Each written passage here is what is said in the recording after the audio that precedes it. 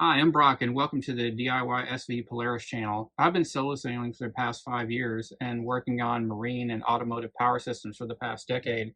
And on this channel, I want to cover marine power system design with a focus on helping the average boater figure out what parts you should choose for your particular boat and budget, and how to future-proof your design and part selection, and how to find hidden inefficiencies in your system that can rob you of potential power.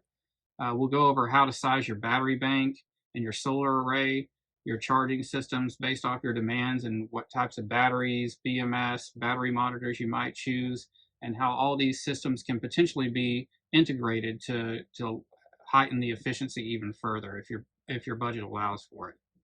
I'm going to break these videos down in a 5-part series, starting with alternators and regulators, and solar panels and controllers, inverters and chargers, then the batteries, battery management systems, and battery monitors. And then the end, try to tie it all together with some system integration and wiring.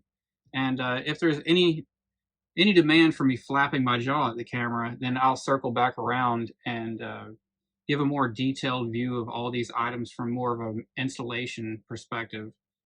So even if you don't want to go too deep into the minutia of everything, you can at least watch the first series of videos and arm yourself with the information you need to give yourself a general layout and system design to communicate with your installer more effectively, so you don't end up just basically relying on what some random installer at a random dock is going to tell you that you need, and then you end up disappointed. So that happens fairly often, and it's pretty rare that I step onto anyone's boat that is not disappointed in part of their system or was overpromised.